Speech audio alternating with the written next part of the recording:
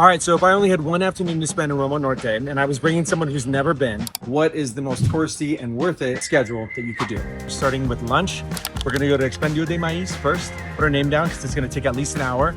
And then we're gonna hit up a bakery for some bread, some coffees, do 2 things of shopping, finally hit it back to Expendio de Maíz, and then end at a cute little wine bar. So let's go. All right, so for the record, this is not if you want to be living like a local in Mexico City. Expendio de Maíz, you want to get there around 12, 12:30, 1 to get your name in. Usually on weekdays, it's about an hour. It could be all the way up to 2 hours. It really just depends on when you go. The sauce is utilizing the time between putting your name down and when you can actually go back for your lunch. That hour to hour and a half, this is what you're going to do. You're going to beeline, boom, straight to Rosetta. There are plenty of great bakeries. I'm just saying that this is the one that you've seen everywhere. I think it's definitely worth the hype. They have a guava pastry that is to die for.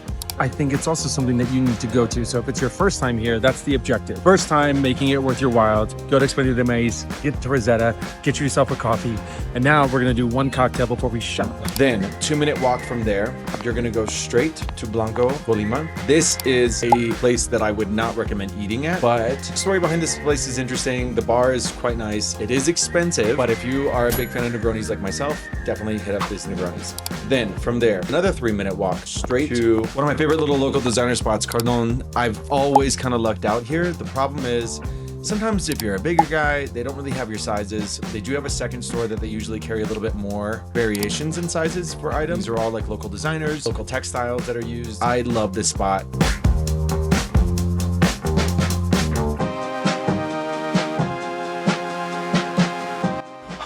No look. From there, if you're really into vintage, they have, to me, what feels like a very like 1970s Americana vibe. I saw some Gucci loafers there that were a little bit too small for me, which is sad. And I will say, normally I don't pull the trigger here, but today, that little pre-cocktail, I was feeling myself. So I will say Eje is a very expensive vintage spot, but it's a cool spot. So I think it's definitely worth checking out. Never fit in anything. A moment for the light. A good vintage tea is hard to come by. It's like tight, but it's like vintage tight. I'm the year of the dragon, so this makes sense.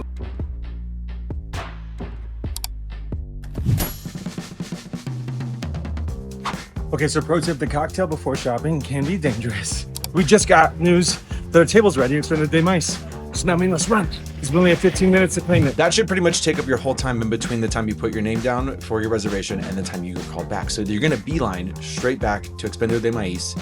It's a cash-only place. The gentleman who owns it, all of these ingredients are grown at his farm. To me, it's a very authentic, home-style cooking Mexican cuisine that you can find in multiple places around Mexico City, but I just enjoy that this menu changes almost every single day. Definitely check out the Droga de Dia, which is like the mezcalita of the day. So it's gonna be mezcal with whatever juice that they do for that day. If you like meeting people, you like meeting other travelers, Expendio de Maíz is it. You're not gonna really meet any locals here, but that's okay. That's not really what this day is about. You can let them know if you have any allergies, but essentially everybody's gonna get the same exact one dish. They're gonna keep asking you if you'd like more. You say yes or you say no. If you want like a cute little neighborhood spot, I love Hugo Wine Bar.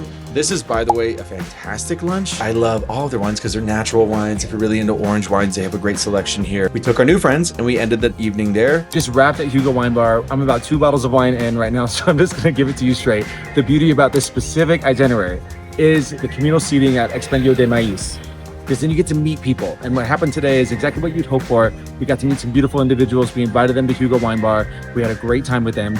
And if you're ever stuck with wondering, there's so much information about what to do in Mexico City, stick with this itinerary.